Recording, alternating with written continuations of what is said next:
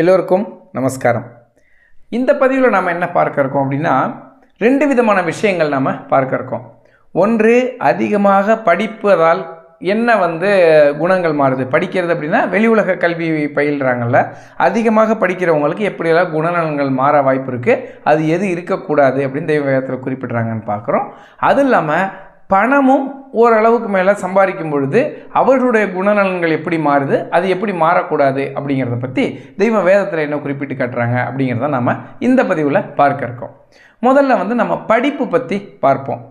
அதாவது ஒரு 12வது வரையும் பிள்ளைங்க படிக்கிற வரைக்கும் எப்படி இருக்கும் அப்படின்னு பார்த்தீங்கன்னா, அந்த குணநலன்கள்லாம் மாறாது. அது ஒரு குழந்தை பருவமாக தான் இருக்கணும். படிக்கணும், பாஸ் ஆகணும், நல்ல மார்க் எடுக்கணும் அப்படிங்கிற மாதிரி ரீதியாக தான் இருக்கும். அதன் பிறகு அந்த பிள்ளைகள் அடுத்து காலேஜுக்கு போகிறாங்க. அதன் பிறகு நிறைய கல்வி கற்கிறாங்க.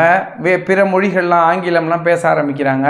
எல்லாம் பேச பேச பேச அவர்களுக்குள்ளே என்ன எண்ணம் வருதான் அப்படின்னா, தான் பெரிய அறிவாளி, நமக்கு எல்லாம் தெரியும் அப்படிங்கிற மாதிரி ஒரு மேட்டிமையான எண்ணம் வரும் அப்படின்னு தெய்வ வேதத்தில் குறிப்பிட்டு காட்டுறாங்க. அது இல்லாமல் என்ன குறிப்பிட்டு காட்டுறாங்கன்னா, உன்னுடைய உடையில் முதல்ல மாற்றம் வரும் அப்படின்னு சொல்கிறாங்க. நிறைய படிக்கிறவங்க என்ன பண்ணுவாங்கன்னா, வெளிநாட்டுக்காரங்களோட தொடர்பு ஏற்படுறதுனால அவங்கள மாதிரி உடை அணிந்தால் தான் நாகரிகம் அப்படிங்கிற ஒரு எண்ணத்துக்கு வந்துடுறாங்க அப்படின்னு தெய்வ வேதத்தில் குறிப்பிட்டு காட்டுறாங்க. அதற்கடுத்து என்னென்னா, நீ நிறைய படிக்கும் பொழுது பிறரை பார்க்கும் பொழுது உனக்கு அவங்களை மட்டமாக என்ன தோணுது அப்படின்னு சொல்கிறாங்க. இப்போ நம்ம அம்மா அப்பா இருக்காங்க, அவங்க நம்மளை கஷ்டப்பட்டு படிக்க வச்சுருப்பாங்க. ஆனால் அவங்க 5வது 6வது தான் படிச்சிருப்பாங்க, 10வது படிச்சிருப்பாங்க. நம்ம நிறைய படிச்சிருவோம். படித்தவொன்னே என்ன தோணுன்னா, இவங்களுக்கு ஒன்றும் தெரியலங்கிற எண்ணம் வரும் உனக்கு அப்படின்னு சொல்கிறாங்க. அப்போ இந்த பிள்ளைகள்லாம் என்ன கவனிக்கணும் அப்படின்னா, நம்மளை இவ்வளோ படிக்க வச்சதுக்கு இவங்ககிட்ட இருந்த ஏதோ ஒரு புத்திசாலித்தனம் தானே காரணம் அப்படிங்கிற எண்ணம் தான் நம்ம யாரை பார்த்தாலும் வரணுமே தவிர, நம்ம ரொம்ப அறிவாளி, இவங்கெல்லாம் கொஞ்சம் கம்மி அப்படிங்கிற மாதிரி எண்ணம் வரக்கூடாது. இப்படி ஒருவேளை நிறையா படித்து நிறைய நான் அறிவாளின்னு நினச்சிக்கிட்டு, எனக்கு ஆங்கிலம் தெரியும், எனக்கு அந்த மொழி தெரியும், இது தெரியும், நான் வெளிநாட்டுக்கெல்லாம் போயிட்டு வந்திருக்கேன், நான் பெரிய பெரிய ஆளுங்களோட தொடர்பில் வச்சுருக்கேன், அதனால் நான் பெரிய அறிவாளி அப்படின்னு நீ உன்னையே மேன்மையாக நினச்சிக்கிட்டினா, அதனால் உனக்கு கிடைக்கக்கூடிய பலன் என்னென்னா, உன்னை சார்ந்த எல்லாருமே உன்னை வெறுக்கக்கூடிய ஒரு இடத்துக்கு வந்துடுவேன் தெய்வ வேதத்தை குறிப்பிட்டு காட்டுறாங்க.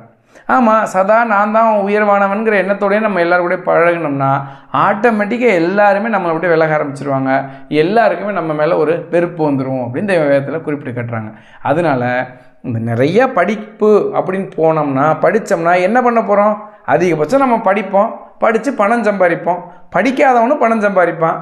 அப்புறம் என்ன இதில் ஒரு பெரிய இந்த படிப்புனால உனக்கு கிடைக்கக்கூடிய பலன் என்ன? அது உன்னுடைய வாழ்க்கையில் கிடைக்கக்கூடிய மாற்றம் என்ன? அப்போ நம்ம அதை கவனிக்க வேண்டியது என்னென்னா, நம்ம எல்லாரையும் மதிக்கணும். நம்முடைய சுயநலத்துக்கு நம்ம படிக்கிறோமே தவிர இதனால் மற்றவங்களை நாம் மட்டமாக எண்ணக்கூடாது அப்படிங்கிறத நம்ம தெரிஞ்சுக்கணும் அப்படின்னு தெய்வ வேதத்தில் நமக்கு குறிப்பிட்டு காட்டுறாங்க. அடுத்து இந்த பணம் பற்றி தெய்வ வேதத்தில் குறிப்பிடுவாங்க. பொல்லாதவனுக்கு கல்வி வந்தாலே கஷ்டம், அதனோட பொருளும் சேர்ந்து வந்துருச்சுன்னா அவனை சொல்லாது சொல்ல வைக்கும், சொற்சென்றால் குடிகெடுக்க துணிவன் கண்டாயின்னு சொல்கிறாங்க. அப்போ நல்லவன் பொல்லாதவன் அப்படிங்கிறதுக்கான டிஃபினிஷன் தெய்வம் என்ன நம்ம குறிப்பிட்டு காட்டுறாங்கன்னா, நல்லவன் என்பவன் அவன் சொல்லாலோ செயலாலோ வாக்காலோ இன்னொருத்தர் கஷ்டப்படக்கூடாதுன்னு நினைப்பானா. இன்னொருத்தருக்கு நம்ம செய்கிற செயல்னால தீங்கு வந்துடக்கூடாது, இன்னொருத்தவங்க நம்மளால் சிரமப்பட்டுறக்கூடாதுன்னு நினச்சி கவனமாக பிறருடைய நலனை பற்றி சிந்தித்து செயல்படுவானா. அவன் யார்? நல்லவன். பொல்லாதவன் என்ன பண்ணுவானா, யாருக்கு என்ன நடந்தாலும் சரி, எவன் எப்படி போனாலும் சரி, நான் நினச்சது நடக்கணும், நான் சொன்னது நடக்கணும், நான் என்னெல்லாம் நினைக்கிறேனோ அதெல்லாம் நடக்கணும், இதனால் எவனாவது அழிஞ்சு போனாலும் பரவாயில்லன்னு நினைப்பானா. இதுதான் நல்லவனுக்கும் பொல்லாதவனுக்கும் உள்ள டெஃபினிஷன் தெய்வம் சொல்கிறாங்க. இப்போ இந்த நல்லவன் ஒருத்தர் இருக்கான் பாருங்கள், பிறருடைய நலனை பற்றி நினைக்கிறது, பிறர் கஷ்டப்படக்கூடாதுன்னு நினைக்கிறது, நம்முடைய வார்த்தை கூட பிறரை காயப்படுத்தக்கூடாதுன்னு ஒருத்தர் நினைக்கிறான் பாருங்கள். அவன்கிட்ட பணம் வந்துச்சுன்னா என்னாகும்? அதனால யாருக்கும் கஷ்டம் இருக்காது, அவனுக்கும் கஷ்டம் இருக்காது, யாருக்கும் கஷ்டம் இருக்காது. ஆனால் பொல்லாதவன் ஒருத்தன் இருக்கான் பாருங்கள், எவனுக்கு என்ன நடந்தாலும் சரி என் வேலை நடக்கணும்னு ஒருத்தர் நினைக்கிறான் பாருங்கள். அவன்கிட்ட பணம் வந்துச்சுன்னா என்ன பண்ணுவான்? ஏற்கனவே அவன் பொல்லாதவன், ஏற்கனவே பணத்துக்காக எதுவும் செய்ய தயாராக இருக்கான். அவன்கிட்ட திரும்ப பணம் வரும்பொழுது என்ன ஆகுதான்? அவன் தான் எல்லாத்தையும் கெடுக்கிறதுக்கான காரணியாக இருக்கான் ஒரு சமுதாயத்தை அப்படின்னு தெய்வ வேதத்தில் குறிப்பிட்டு காட்டுறாங்க. அதே போல் தெய்வம் இன்னொன்று குறிப்பிட்டு காட்டுறாங்க. என்னென்னா, பணம் நிறைய வந்துச்சுன்னா முதல்ல நீ தவறுகள் செய்ய ஆரம்பிக்கிற அப்படின்னு தெய்வம் குறிப்பிட்டு காட்டுறாங்க. அது எப்படி அப்படின்னு பார்த்தீங்கன்னா, இப்போ நம்மளே இருக்கோம்னு வச்சுக்கோமே, பணம் இல்லாதப்ப என்ன பண்ணுவோம்? ஒரே நோக்கம் தான், பணம் வேணும் அப்படிங்கிற நோக்கம். ஒருவேளை பணம் வந்துருச்சிங்க, நிறையா பணம் வந்துருச்சு, வீடு வாங்கிட்டோம், கார் வாங்கிட்டோம், சொத்து பொத்து வாங்கிட்டோம், பேங்க் பேலன்ஸ் ஏற்றிட்டோம், எல்லாம் ஓகே, ஃபுல்ஃபில் ஆகிட்டோம்.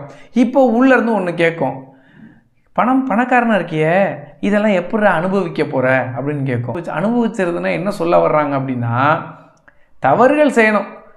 மாது சூது இப்படி ஏதாச்சும் ஒரு தவறு செஞ்சு அது மூலமாக வர்ற இன்பத்தை நுகரணும் அப்படிங்கிறது அந்த வாழ்க்கையை அனுபவிக்கிறதுக்கான டெஃபினிஷன்.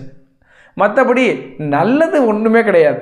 எல்லாருமே பிறகு பணக்காரன் அப்படின்னாலே அவன் வந்து ஏதாச்சும் ஒரு தவறுகள் செய்கிறவனாக தான் இருக்கணும் அப்படின்னு சித்தரிக்கப்பட்டிருக்கு. அதுதான் தெய்வம் என்ன சொல்கிறாங்கன்னா, நீ பணம் வந்த உடனே முதல்ல நீ செய்ய போகிறது தவறுகளில் போய் விழுகிற அப்படின்னு தெய்வம் சொல்கிறாங்க. அப்போ நம்ம என்ன பண்ணணும், பணம் சம்பாதிக்கலாம், அந்த பணம் நம்ம வாழ்க்கையில் நமக்கு ஒரு துணையாக இருக்கணுமே தவிர அதுதான் வாழ்க்கைங்கிற மாதிரி ஆயிடக்கூடாது. அதுக்காக தெய்வம் அழகாக சொல்லுவாங்க, பொல்லாதவனுக்கு கல்வி வந்தால் கர்வம் உண்டாகும், அதனோடு பொருளும் சேர்ந்தால் சொல்லாது சொல்ல வைக்கும், சொற்சென்றால் குடிகெடுக்க துணிவன் கண்டாய் என்னும் பழங்கால முதுமொழிக்கு இணங்க வேதாகம நூலுணர்ச்சி குன்றிக்கொண்டே வந்துவிட்டு ஆனதினாலே. எதனால் ஒரு மனிதன் கெட்டு போகிறான், எதனால் ஒரு மனிதன் தீங்குக்கு போகிறான் அப்படின்னா, ஒன்று அவன் பொல்லாதவனாக இருக்கான், அவன் படிச்சுட்டான், அதுக்கப்புறம் அவனுக்கு பணமும் வந்துருச்சு, இப்போ அவன் மகா கொடூரனாக மாறிட்டான். அப்போ என்ன பண்ணுறான், அவன் வேதத்தை எடுத்து படிக்கிறதில்ல. சரி இதெல்லாம் வந்துச்சு, வேதத்தை எடுத்து படித்தானாலாவது கொஞ்சமாவது ஏதாச்சும் தெரிஞ்சுக்குவோம் அப்படின்னா அதையும் படிக்கிறதில்ல. வேதாகம நூலுணர்ச்சி குன்றிக்கொண்டே வந்துவிட்டு ஆனதினாலே என்னென்ன பண்ண போகிறானா, என்னென்ன தீங்கெல்லாம் பண்ணுவானா, காமம் என்னும் பிறர் மனையாட்டி வாழ்க்கை, கவராடல்னால் திருடுறது, கவராடல், மது உண்ணல், புகைப்பிடித்தல், பொய்மொழிதல், செய்நன்றி கூறல், ராஜத்ரோகம் விளைவித்தல், குருத்ரோகம் சமைத்தல், பாலர் பெண்டீர்களை அவர்கள் இச்சைக்கு மாறாக உலகப்போருக்கு தூண்டுதல், சமயப்போர் புரிதல், வாய்ஞானம் பேசுதல் முதலிய எல்லா மரச்செயல்களும் வளர்ந்து கொண்டே வருது. எதனால் அப்படின்னா, பொல்லாதவன்கிட்ட கல்வியும் பணமும் வந்ததுனால இவ்வளவு தீங்குகளும் மனித குலத்தில் நடந்து வருது அப்படின்னு சொல்கிறாங்க. இப்போ நம்ம கவனிக்க வேண்டியது என்னென்னா, நம்ம பொல்லாதவனா நல்லவனா, நம்முடைய செயல்களும் நம்முடைய வாக்கும் நம்முடைய இதுவும் பிறரை காயப்படுத்துதா, கஷ்டப்படுத்துதா, மகிழ்ச்சி அடைய வைக்குதா, இப்படிங்கிறத நம்ம முதல்ல நமக்கு நாமே பரிசீலனை பண்ணிக்கணும். யார்கிட்டையும் கேட்க வேணாம், நம்ம போய் நான் நல்லவனா கெட்டவனான்ட்டு. என்னுடைய வார்த்தை ஒருத்தரை கஷ்டப்படுத்தி இருந்துச்சுன்னா நான் கெட்டவன், என்னுடைய வார்த்தை இன்னொருத்தரை மகிழ்ச்சியாக வச்சுருந்துச்சுன்னா நான் நல்லவன். அப்போ அதில் நம்ம பாஸ் ஆகணும். அதன் பிறகு பணம் வந்துச்சுனாலும் பணம் பாட்டுக்கு அது பாட்டு கிடக்கட்டும், இதை நான் அனுபவிக்கணும்னு நினைக்க மாட்டேன். என்னுடைய பாதுகாப்புக்கு அது இருக்குது, நான் வாழ்க்கையை அனுபவிக்கணுங்கிற பேரில் எதையோ செய்ய மாட்டேன் அப்படிங்கிறத நம்ம முடிவு பண்ணிக்கணும். அதன் பிறகு கர்வம் உண்டாகும்னு தெய்வம் சொல்கிறாங்க.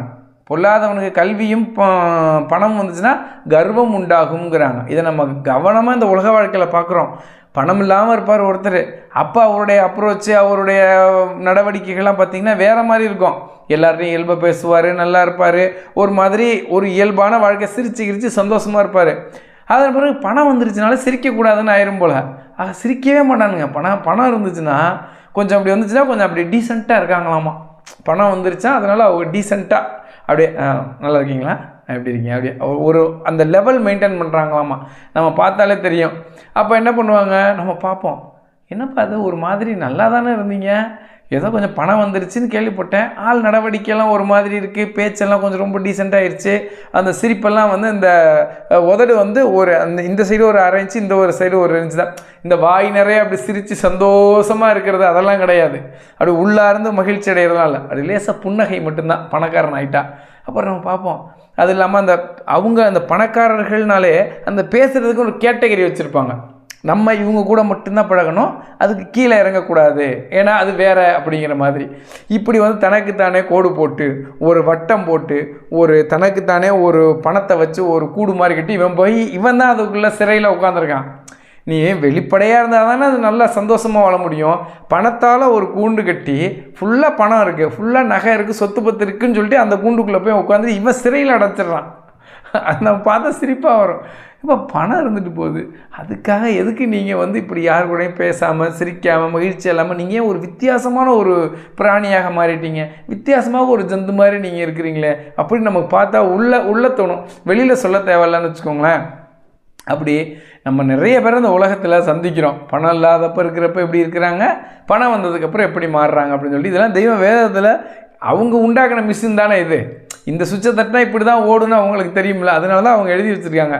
இந்த மிஷினுக்கு பணம் வந்துச்சுன்னா இப்படி ஓடும், படிப்பு வந்துச்சுன்னா இப்படி ஓடும், கர்வம் வந்துச்சுன்னா இப்படி ஓடும், அதெல்லாம் எழுதி வச்சுருக்குறாங்க. அதனால் நமக்கு படிப்பு வந்தாலும் சரி, பணம் வந்தாலும் சரி, அது பாட்டுக்கு இருக்கட்டும்னு முடிவு பண்ணிவிட்டு நம்முடைய வாழ்க்கைக்கு உற்ற துணையாக இருக்கிறது தெய்வம் மட்டும்தான். பணம், படிப்பு, பதவி, சொத்து பத்து, சொந்த பந்தம் எதுவும் துணை கிடையாது. தெய்வம் மட்டும்தான் நமக்கு துணை. அவங்க மட்டும்தான் நமக்கு சதா இன்பம் கொடுக்கக்கூடியவங்க. அதனால் நம்மளால் முடிஞ்சளவு அவங்கள பற்றி படிக்கிறோம், பாடுறோம், பேசுகிறோம். அவங்க நிலையில் இருக்கும் பொழுது நமக்கு மகிழ்ச்சி தானாக வரும். ஏழை, பணக்காரன், படித்தவன், படிக்காதவன், அந்த ஜாதி, இந்த ஜாதி, அதெல்லாம் எதுவும் கிடையாது. எல்லா மனிதர் தான், எல்லாருக்கும் ஒரே உயிர் தான். இறைவன் எந்தவித ஏற்றத்தாழ்வும் இல்லாமல் படைச்சிருக்கிறாங்க. அதனால நம்ம எல்லோரும் சமம்ங்கிறத உணர்ந்து எல்லோருக்கும் மதிப்பளித்து எல்லோருக்கும் நன்மைகள் செய்பவர்களாக இருக்கணும். இதுதான் தெய்வம் அவர்களின் விருப்பமாக வேதத்தில் சுட்டி காட்டுறாங்க. மீண்டும் ஒரு பதிவில் சந்திக்கலாம். நமஸ்காரம்.